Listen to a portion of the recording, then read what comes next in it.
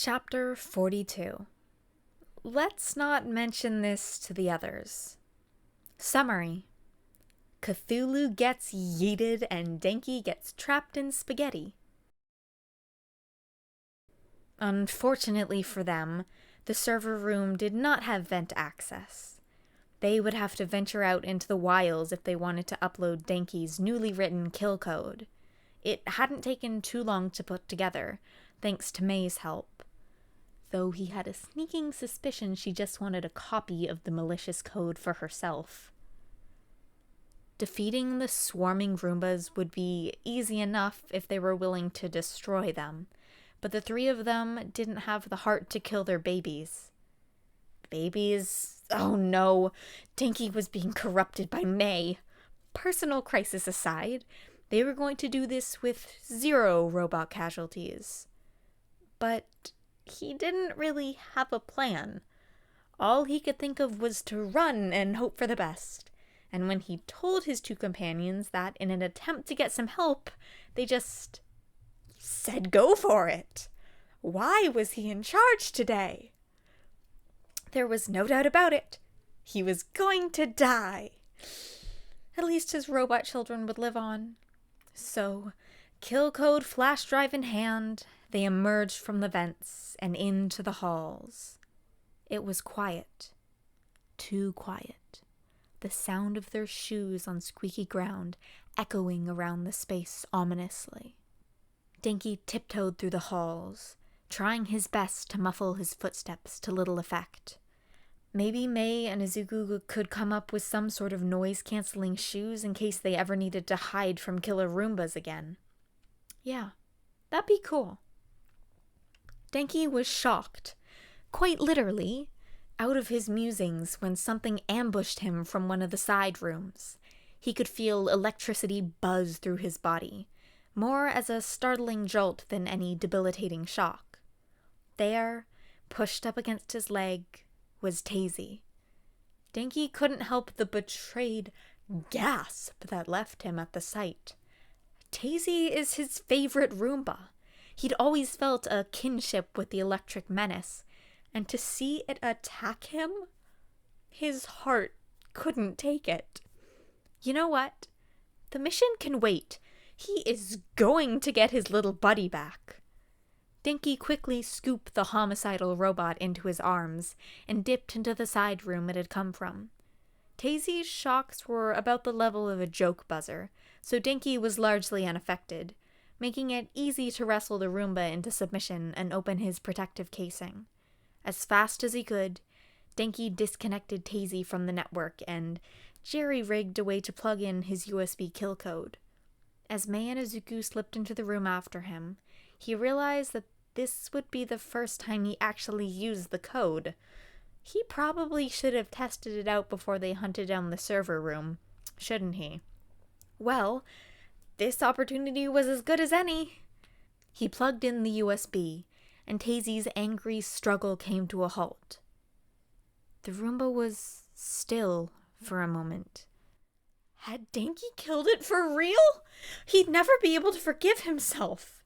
Each Roomba had its own unique AI personality, so if Tazy was dead, there was no coming back.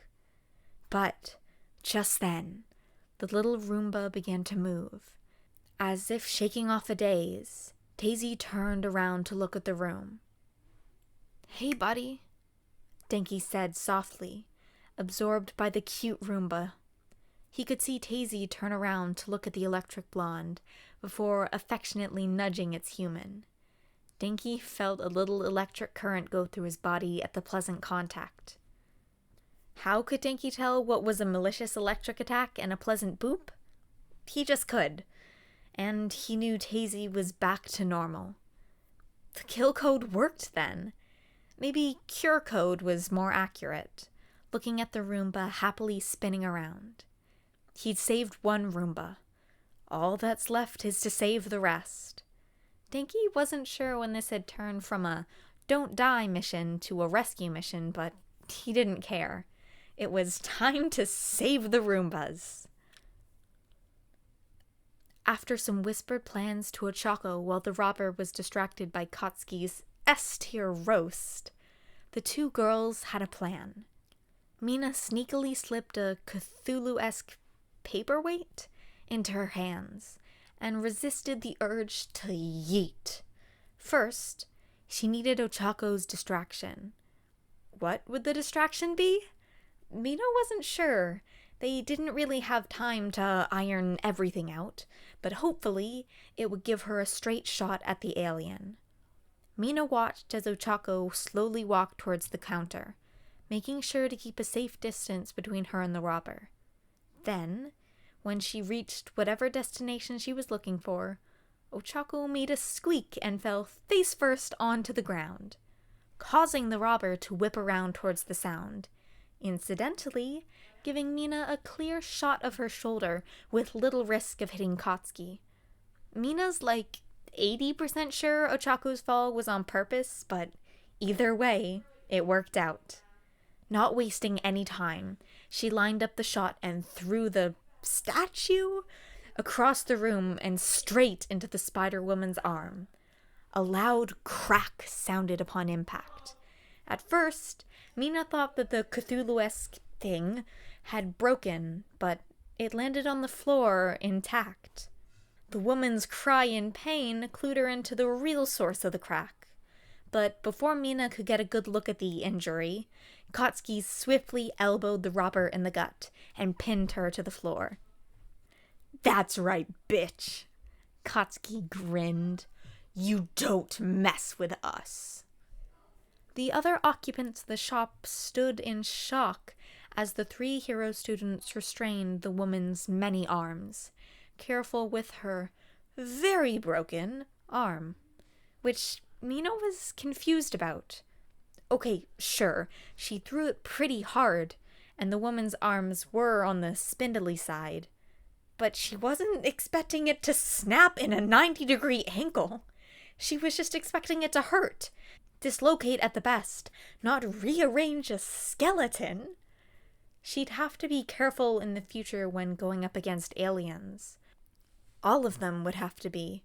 If even a small portion of spacefaring races had the bone strength equivalents to a human with brittle bone disease, they'd need to make sure they didn't kill anyone. That wasn't a pleasant thought.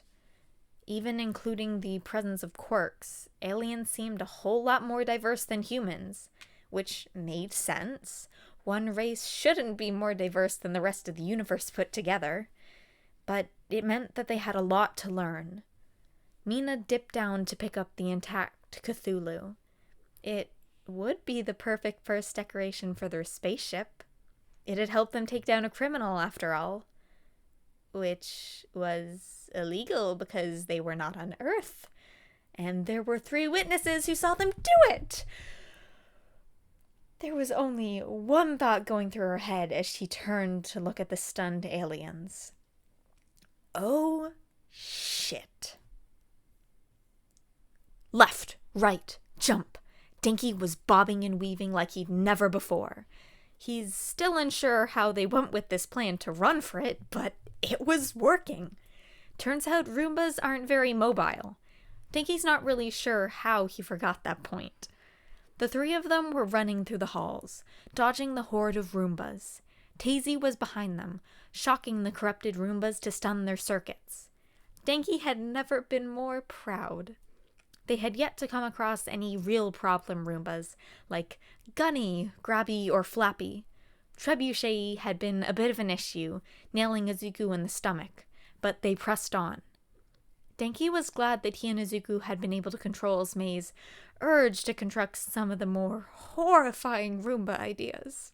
He might have never slept again if he'd had to run from a Roomba with spider legs. He let out a shudder at the idea as he jumped over Stabby Jr. The server room was only a few doors down, and with all the Roombas focused on them, the door was free. But it wouldn't be safe for long if Lasery was there. The door would be taken down in less than a minute. What could they do? "Denki!" Midoriya shouted as he ran.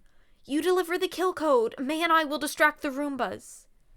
That works.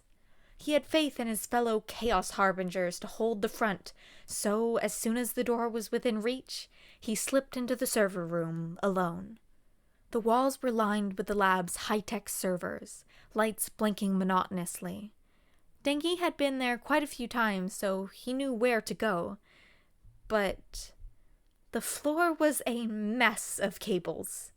Denki knew this wasn't from the infected tech. It was from no one here having good cable management. The previous times he had been here involved trying, and sometimes failing, to avoid getting trapped in the mess. But time was of the essence. Stepping as carefully as he could, Denki made his way through the wires. He could do this. Just a little further. A loud bang on the door startled him just as he took a step. The sudden flinch his body reacted with was all it took for him to slip and fall into the cord spaghetti. Izuku's voice was muffled from out in the hallway. "Fuck, it's Flappy! Mei, take cover! He's dive-bombing!" Oh, shoot, oh, shoot, oh, shoot! He really needed to plug in the cure code now.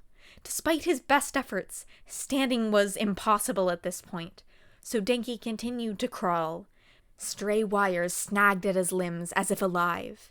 He went as fast as he could, but it felt like the cables were winding around him, trying to trap him in place. He could hear the distant shouts of his friends, but he was at the final stretch. He could almost reach. Denki lifted the USB and strained forward to reach the port.